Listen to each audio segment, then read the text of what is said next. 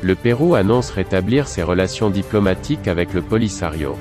Législative Maroc 2021, le RNI d'Akanouche 1er, le PJD d'El Othmani 8e.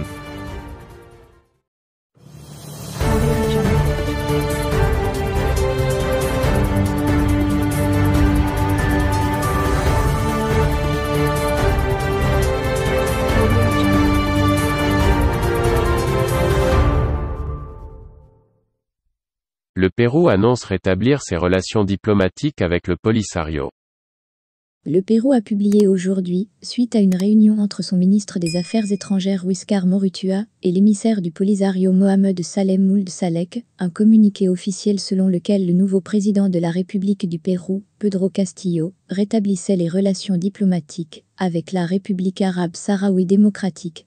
Cette décision est motivée selon le communiqué conjoint par les principes et les buts de la Charte des Nations Unies, et conformément aux dispositions de la Convention de Vienne sur les relations diplomatiques. La République du Pérou et le Polisario réaffirment en outre leur respect du droit international et du principe d'autodétermination des peuples, conformément au principe de l'égalité juridique des États, comme base du respect de la souveraineté nationale. Le Pérou avait suspendu en 1996, sous l'initiative du président Alberto Fujimori, sa reconnaissance de la République arabe sahraoui démocratique. Suspension qui n'avait pas été remise en question, jusqu'à ce jour. Une ambassadrice itinérante du Polisario avait même été condamnée pour usurpation d'un statut diplomatique au nom d'une entité fictive en 2017, condamnation confirmée par la Cour constitutionnelle du pays en avril 2021, peu avant l'arrivée du nouveau président, le 28 juillet dernier.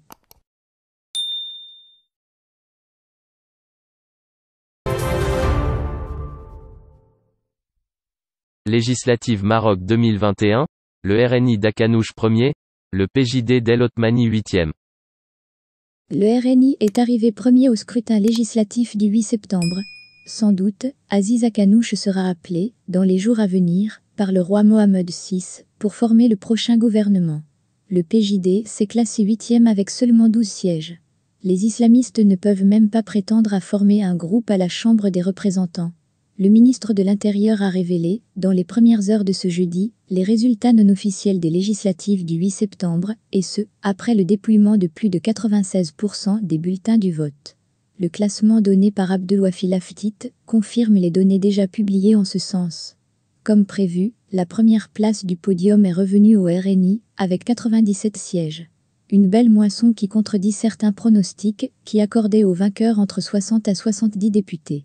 Le RNI répond, ainsi, à ses opposants qu'il n'est pas un parti bancal, comme l'avait qualifié Abdelila Bankiran en 2016. Le parti de la Colombe a considérablement amélioré son score de 60 députés par rapport au scrutin de 2016. Cette victoire balise en effet le terrain au président du parti, Aziz Akanouche, pour présider le prochain gouvernement, conformément à l'article 47 de la Constitution du 1er juillet. La deuxième place du podium est revenue au PAM avec 82 sièges, qui résiste malgré la perte de 20 sièges. Il est talonné par l'Istiklal de Nizar Baraka et ses 78 députés, plus 32 sièges.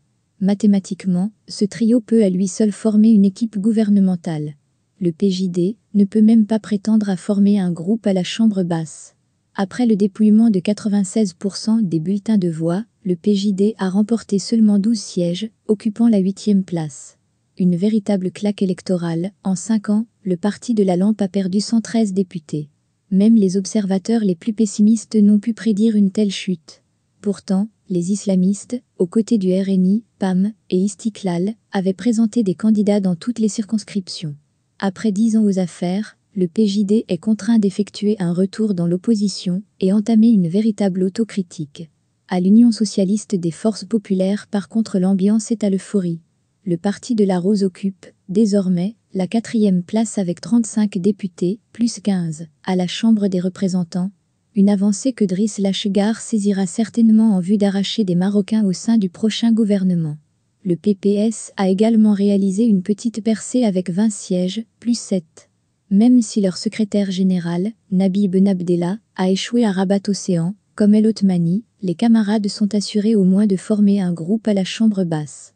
L'Union constitutionnelle, dont certains pronostiquaient l'extinction, a réussi à se maintenir avec 18 sièges, moins 1. Même constat pour le mouvement populaire, qui continue d'animer le paysage politique avec ses 26 sièges, moins